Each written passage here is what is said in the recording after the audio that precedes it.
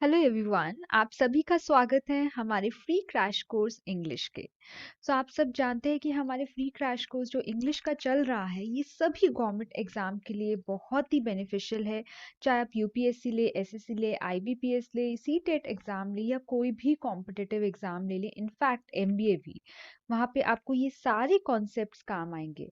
अगर आप ये फ्री क्रैश कोर्स की सारी सीरीज, सारी वीडियोस बहुत ही अच्छे से देख लेंगे तो यकीन मानिए आपको और कुछ और किसी मटेरियल की ज़रूरत नहीं पड़ेगी। आपकी कॉन्सेप्ट्स एकदम क्लियर हो जाएंगे, आप अपने कॉन्सेप्ट्स को मास्टर कर पाएंगे। यही हमारा एम है, इसलिए आज हम लेकर आए पार्ट 3 ऑफ एडजेक्टिव। अगर आप सबने प्रीवियस पार्ट्स नहीं देखे हैं सो मेरी रिक्वेस्ट है आप प्लीज़ वो सारे पार्ट्स ज़रूर देखें। सिंस एडजेक्टिव टॉपिक में हम 2 पार्ट्स बना चुके हैं ऑलरेडी। ये पार्ट 3 देखने से पहले वो दोनों पार्ट्स ज़रूर देख लें, इससे आपका कॉन्सेप्ट एकदम क्लियर रहेगा और आप फ्लो में हमारे साथ चल पाएंगे। चलिए आगे बढ़ते हैं, लेकिन इस टॉपिक से आगे बढ़ने से पहले मैं आपसे रिक्वेस्ट ज़रूर करूँगी कि आप लोग प्लीज़, अगर आप लोगों को ये वीडियो पसंद आती है तो इस वीडियो को लाइक करें, इस चैनल को सब्सक्राइब करें और ये वीडियो, ये कंटेंट बाकी सबसे अपने फ्रेंड से ज़रूर शेयर करें ताकि ये वीडियो उनके भी काम आ सके। और आप चाहते हैं कि आपको रेगुलर अपडेट मिलता रहे, चाहे वो गवर्नमेंट एग्ज़ाम का नोटिफिकेशन हो, चाहे हमारी कोई भी फ्री क्रैश कोर्स की वीडियो आप लोगों को मिलती रहे, आप हमारे टेलीग्राम चैनल भी ज्वाइन कर सकते हैं। लिंक आपको डिस्क्रिप्शन बॉक्स में मिल जाएगा। और अगर आप किसी तरीके की कोचिंग या ट्यूशन चाहते हैं हमसे तो आप हमें कॉल कर सकते हैं इस नंबर पे। नंबर है 9643155158। आप हमारी वेबसाइट पे भी विजिट कर सकते हैं, वहाँ पे आपको सारी डिटेल्स मिल जाएंगी और हमारे फ्री स्टडी मटेरियल भी यहाँ पे मिल जाएगा। फ्री स्टडी मटेरियल के लिए आप हमारी वेबसाइट पे भी जा सकते हैं। चलिए आगे बढ़ते हैं। हमने 2 पार्ट ऑलरेडी कवर कर लिए हैं जिसके अंदर हमने काफ़ी सारे कॉन्सेप्ट्स और बेसिक जो एडजेक्टिव का होता है वो क्लैरिफाई किया, तो पूरा अच्छे से क्लियर किया था और मैंने एग्जांपल्स के साथ आपको बहुत ही अच्छे से क्लियर किया था। और जो भी बेसिक मिसकंसेप्शन होती है एडजेक्टिव को लेके, स्टूडेंट्स बहुत ज़्यादा कंफ्यूज हो जाते हैं बहुत सारी चीज़ों में, वो भी हमने वहाँ पे क्लियर कर लिया था। आज कुछ क्वेश्चंस ट्राई करते हैं, लेट्स सी। क्वेश्चन नंबर 1 देखते हैं। सेंटेंस नंबर 1, आपको बताना है कि इनमें कौन सा एरर है और ये भी पॉसिबिलिटी है कि नो एरर भी हो।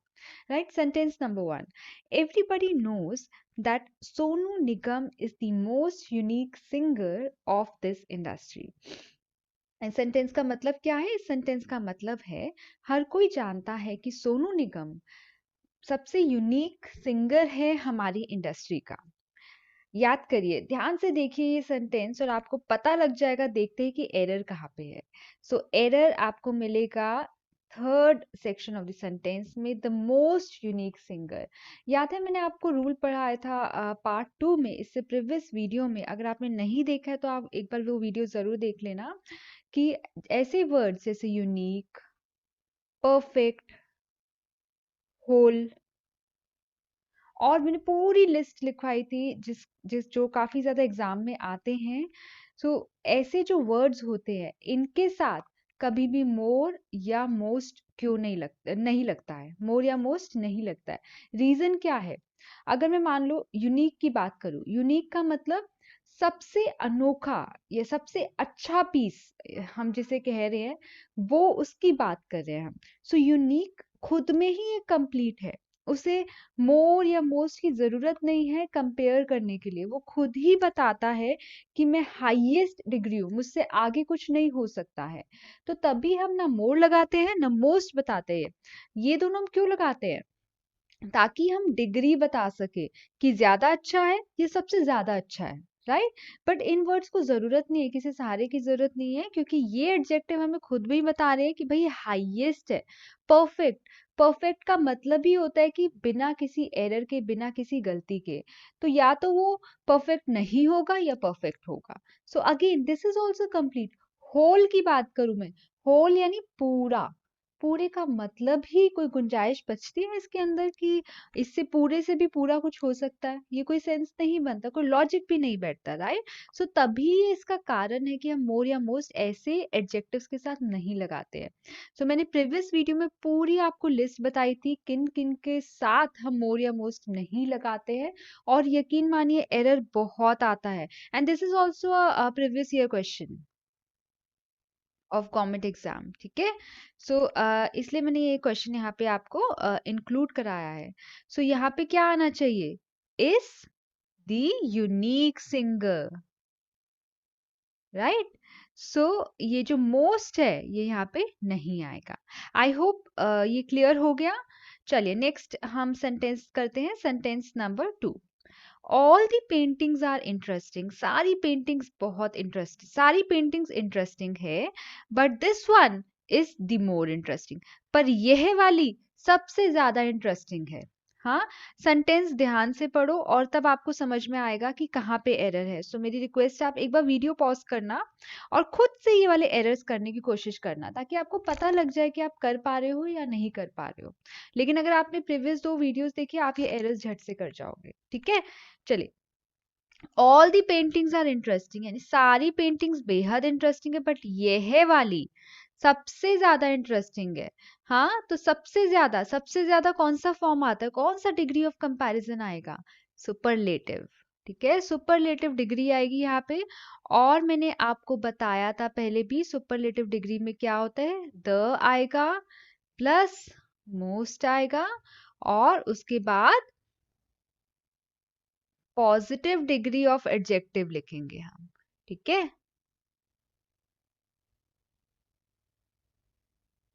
है ना?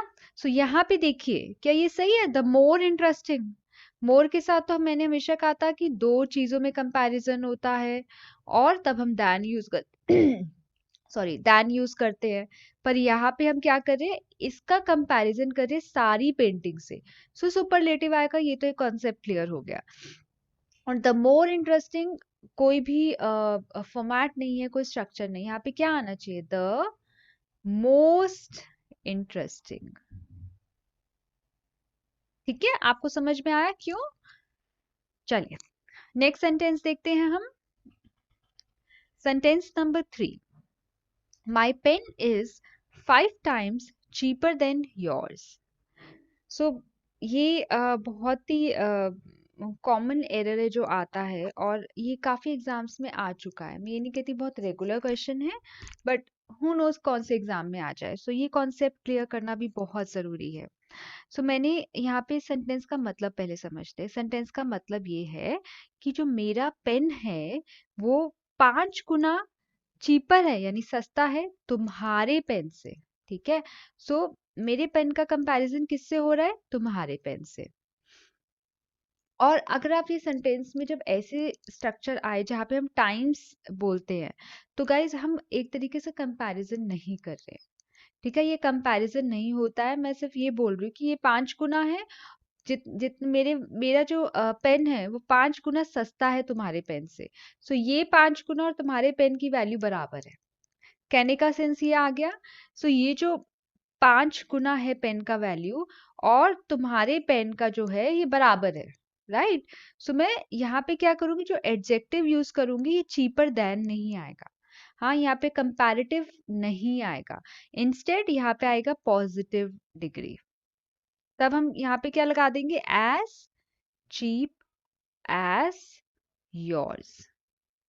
आपको रीजन समझ में आया क्यों? लॉजिक समझना। लॉजिक ये है कि 5 गुना कम जो मेरे पेन की मेरा जो तुम्हारा सोचिए, तो ये तुम्हारा पेन का वैल्यू है, और जो 5 गुना कम हो जाएगा मेरे पेन का वैल्यू, तो दोनों क्या हो जाएंगे? बराबर हो जाएंगे, right?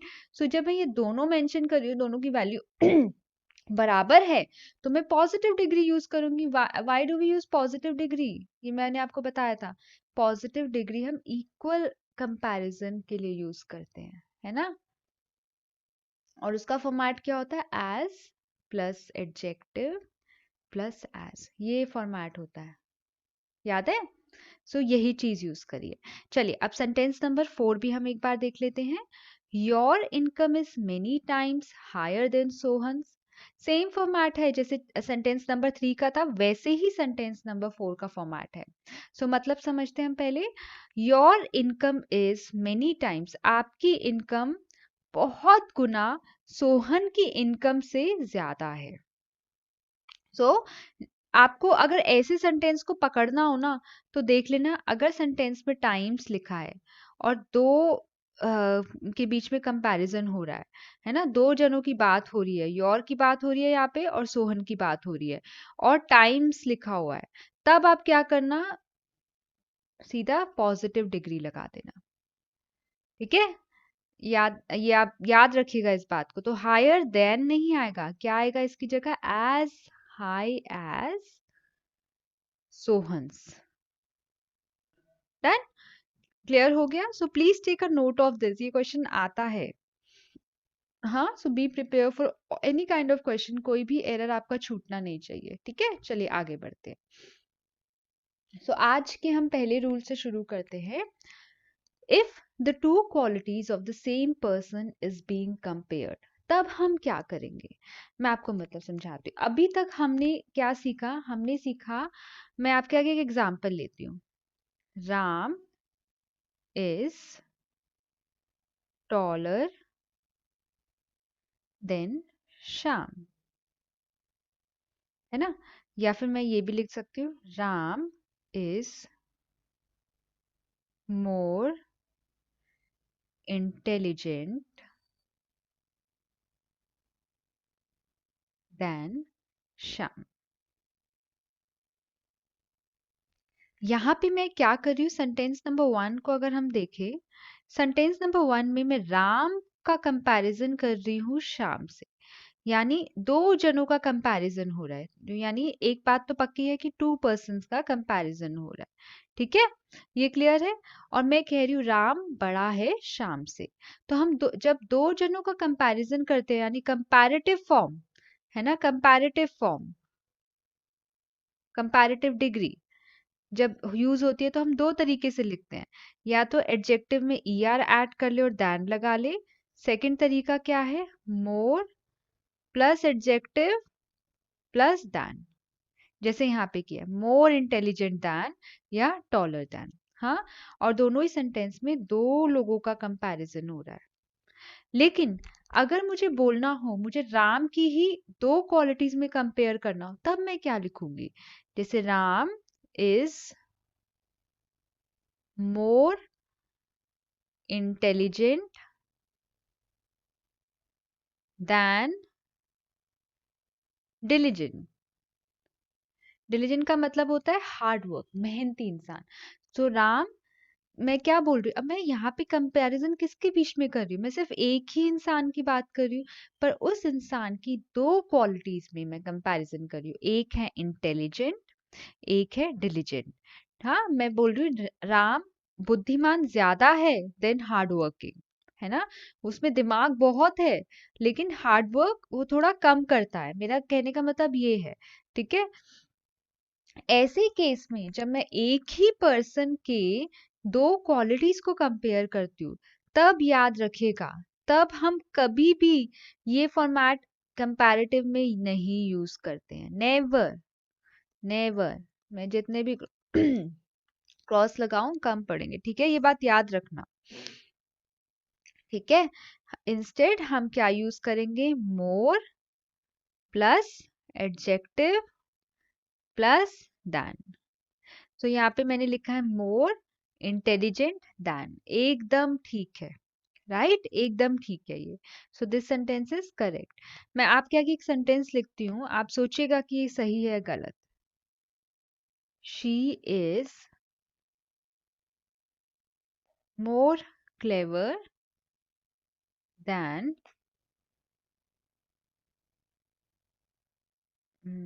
Sheena. So again, sorry, Sheena नहीं, she is more clever than, क्या लिखूं मैं, देन स्मार्ट। ठीक है, सो मैं एक इंसान की बात कर रही हूँ और मैं क्या कह रही हूँ, दो क्वालिटीज में कंपेयर कर रही हूँ, एक है क्लेवर और एक है स्मार्ट। मैं क्या कह रही हूँ, क्लेवर ज्यादा है स्मार्ट से। सो मैंने कौन सा फॉर्मेट यूज किया, मोर क्लेवर देन, यानी मोर एडजेक्टिव देन, ये वाला फॉर्मेट यूज करा। सो ये सेंटेंस एकदम करेक्ट हो जाता है। अगर मैं ये लिखूं, she is cleverer than smarter, तो ये एकदम गलत हो जाएगा। ये वाला फॉर्मेट तो हम यूज ही नहीं कर सकते। हम इंस्टेड क्या यूज करेंगे, more adjective than. I really hope ये कंसेप्ट क्लियर है। अगर आपको फिर भी डाउट होता है, प्लीज आप कमेंट सेक्शन पे लिख सकते हैं, हम हर क्वेरी का जरूर रिवर्ट बैक करेंगे। Alright, moving on. Pronoun at the end of a sentence in case of positive degree comparison is always used in subjective case. मतलब क्या है, अगर आप किसी भी सेंटेंस में देखते हो, किसी भी पॉजिटिव डिग्री कंपैरिजन वाले सेंटेंस में देखते हो, मतलब पॉजिटिव डिग्री कौन सा होता है, as plus adjective plus as, है ना, ये होता है पॉजिटिव डिग्री। सो ऐसा कोई सेंटेंस अगर आपको दिखे और उसमें क्या हो, प्रोनाउन यूज हुआ हो एंड में, है ना, तब हम उसको हमेशा सब्जेक्टिव केस में यूज करते हैं। फॉर एग्जाम्पल, आपके सामने जो स्क्रीन पे सेंटेंस है, Ram is as smart as me, ये कौन सा कंपैरिजन यूज हुआ, एज स्मार्ट एज मी कौन सा कंपैरिजन है, पॉजिटिव डिग्री ऑफ कंपैरिजन।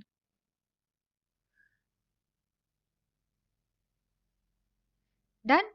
अब मैंने क्या बोला है, अगर कोई भी प्रोनाउन सेंटेंस का एंड में प्रोनाउन यूज हुआ है, मी क्या है, प्रोनाउन है। जब भी कोई ऐसा सिचुएशन मिले, तो ये जो प्रोनाउन होगा वो हमेशा यूज होगा सब्जेक्टिव केस में। अब सब्जेक्टिव केस में आपको पहले ही बता चुकी हूँ प्रीवियस कोर्स में। सब्जेक्टिव केस कौन सा होता है, सब्जेक्टिव केस होता है, मैं यहाँ पे लिख लेती हूँ। प्रोनाउन की अगर मैं बात करूं, I, we, you, he, she, it, they. सो ये सारे क्या है गाइस, ये सारे हमारे सब्जेक्टिव केस में है, ठीक है, जिन्हें हम एज अ सब्जेक्ट यूज करते हैं। तो जब भी कंपैरिजन हो और सेंटेंस पॉजिटिव डिग्री हो और प्रोनाउन हो एंड में, तब हम उस प्रोनाउन को क्या करेंगे, हमेशा सब्जेक्टिव केस में लिखेंगे। तो ये जो सेंटेंस है एकदम इनकरेक्ट हो गया, मी सब्जेक्टिव केस नहीं है, मी क्या है, ऑब्जेक्टिव केस है। तो इसका करेक्ट फॉर्म क्या होगा, Ram is as smart as I. Me का सब्जेक्टिव केस क्या होता है, आई होता है, राइट। सो आई। अच्छा, कभी कभी आपके एग्जाम्स में, एसएससी में खासकर ऐसे बहुत बार आया हुआ है, कभी कभी ऐसे लिखा होता है, Ram is as smart as I am. इस केस में ये गलत हो जाएगा, ठीक है, this sentence is absolutely wrong, ये वाला सेंटेंस एकदम गलत है, एम का यूज नहीं आएगा, ठीक है, ये बात हमेशा याद रखिएगा। चलिए आगे बढ़ते हैं। ओके, सो अभी तक हमने पढ़ा कि जब पॉजिटिव डिग्री कंपैरिजन हो रहा हो, जैसे इस सेंटेंस में एज स्ट्रॉन्ग एज, हाँ, और यहाँ पे प्रोनाउन अगर एंड में हो तो हम लगा देंगे सब्जेक्टिव केस। अगर मान लीजिए पॉजिटिव डिग्री, कोई भी पॉजिटिव डिग्री, जरूरी नहीं कि प्रोनाउन हो या ना हो, डजेंट मैटर, लेकिन पॉजिटिव डिग्री कंपैरिजन हो रहा हो और मुझे नॉट यूज करना हो, तब मैं क्या लिखूंगी, तब मैं क्या सीधा नॉट ऐसी ऐड कर दूंगी, जैसे इस सेंटेंस में Ram is not as strong as I. हाँ, ये सेंटेंस एकदम गलत हो जाता है, दिस इज रॉन्ग। हम तब क्या करते हैं, ध्यान से सुनिएगा, पॉजिटिव डिग्री में हमेशा ऐसे होता है, एज एडजेक्टिव एज, है ना। सो जब भी अगर हमें नॉट लगाना हो तो स्ट्रक्चर क्या हो जाएगा, नॉट सो आ जाएगा, ये जो एज है सो में कन्वर्ट हो जाएगा और बाकी सब कुछ सेम रहेगा। क्लियर, ये नोट कर लो, this error is like very common, और हम अक्सर देख के हमें लगता नहीं है कि ये एरर है। जैसे आप सेंटेंस को पढ़ोगे ना, Ram is not as strong as I, आपको देख के लगेगा नहीं कि अरे इसमें कोई एरर भी है, बट एक्चुअली ग्रामेटिकली ये इनकरेक्ट है। सो इसका जो करेक्ट क्या हो जाएगा sentence, Ram is not so strong as आई।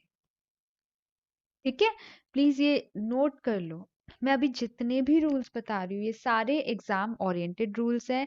ये सभी रूल्स, सॉरी, ये सभी रूल्स एग्जाम में कहीं ना कहीं आ चुके हैं, तभी मैं आपको ये सारे जो भी इंपॉर्टेंट रूल्स हैं यहाँ पे इंक्लूड कर रही हूँ, ताकि एक भी रूल हम मिस ना करें।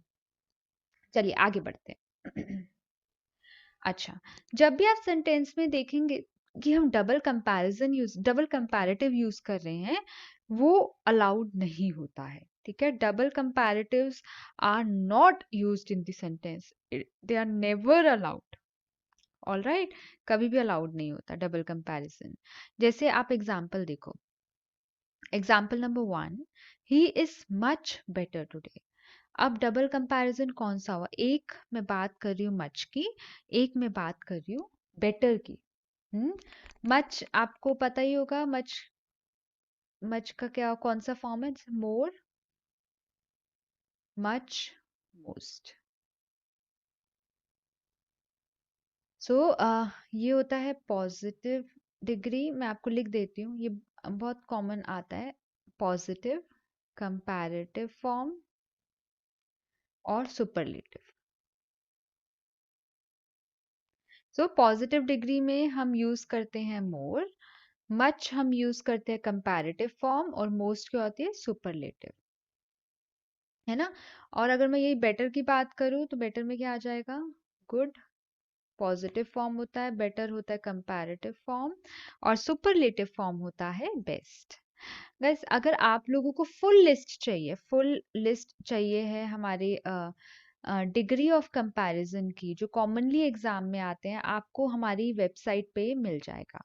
हाँ, आप जा सकते हैं www.learnbyexpert.com में आप जाएंगे, वहां पर आपको फ्रंट पेज पे फर्स्ट स्लाइड पे आपको मिल जाएगा free study material. Free study material पे क्लिक कीजिएगा और वहां पे आपको मिलेगा इंग्लिश, इंग्लिश के अंदर आपको टॉपिक दिख जाएगा, और आप क्लिक करके आप पूरी लिस्ट ले सकते हैं। ठीक है, देखना जरूर, क्योंकि ये ना एग्जाम के लिए बहुत इंपॉर्टेंट है। मैं जितने भी आपके एग्जाम में आ चुके हैं और जो जरूरी है उससे मिलते जुलते, हमने उसकी फुल लिस्ट बना रखी है, तो आप उतना भी कर लो, वो सफिशिएंट होगा। राइट, चलिए रूल पे वापस आते हैं। He is much better today, तो आपने देखा दो फॉर्म्स यूज हो रही है, दो कंपैरेटिव्स यूज हो रहे हैं। डबल कंपैरेटिव्स हमने क्या कहा, ये तो अलाउड ही नहीं है ना। तो क्या होगा, आप सिर्फ सिर्फ यही लिखेंगे, he is better today, simple. हम कभी कभी बोल भी देते हैं I am much better today, ये गलत है, आई एम बेटर टुडे। ठीक है, कभी कभी ऐसा भी आता है, ऐसा भी बोल भी देते हैं, लिखा हुआ भी आता है, he is far better today. सो ये भी एक कंपैरेटिव डिग्री है, तो हम ये नहीं यूज कर सकते हैं। अगेन हम क्या लिखेंगे, ही इज बेटर टुडे। सो ये सेंटेंस गलत होता है, ये सही होता है, फार बेटर भी गलत होता है। Done, clear. ऐसे अब नेक्स्ट एग्जांपल देखिए, और वीडियो पॉज करके सोचिएगा क्या ये सही है या गलत। Her mother told him that it would be better, sorry, it would be more better if he would do his work himself. ठीक है, हर उसकी मदर ने उसे कहा कि ये ज्यादा बेटर होगा अगर वो काम खुद करे, है ना।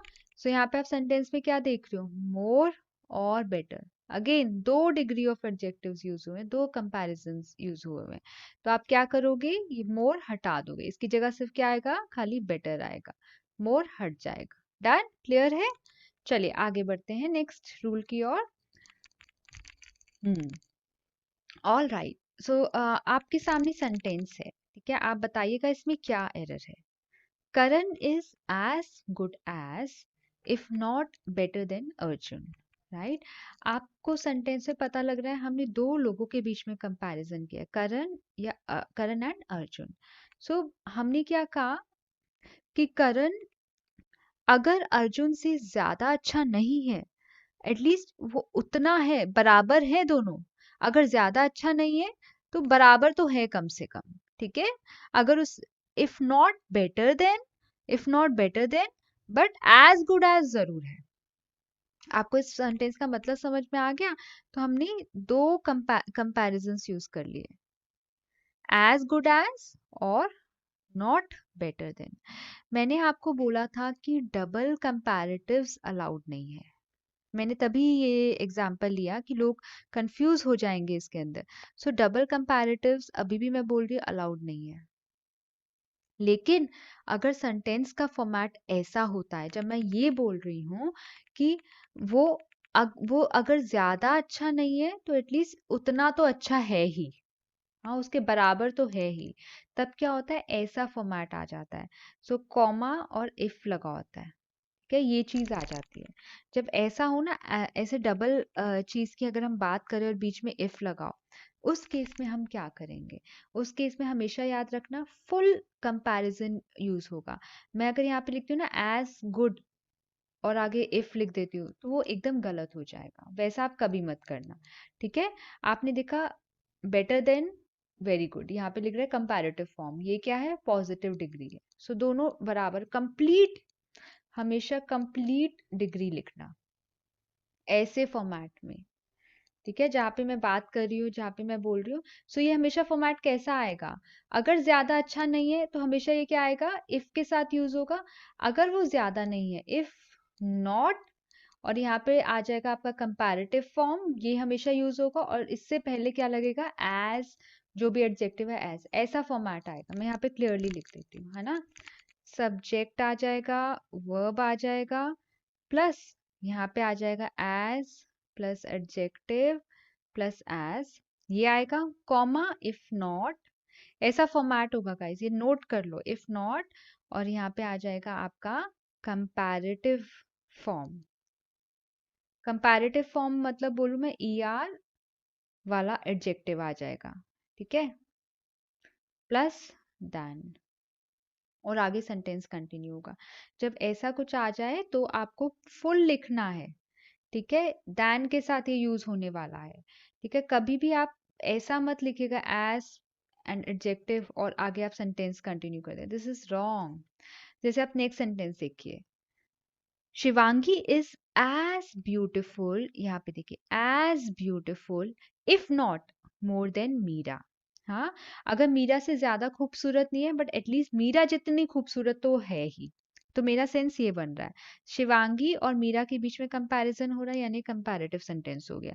अब फॉर्मेट देखो, एज ब्यूटिफुल यानी ये हो जाएगा पॉजिटिव डिग्री, हाँ। इफ नॉट, दोनों को ज्वाइन कर लिया, मोर देन, ये हो जाएगा कंपैरेटिव डिग्री, ठीक है। आप कंपैरेटिव डिग्री देखो, मोर देन ये ठीक है एकदम, ये एकदम एब्सोल्युटली करेक्ट है।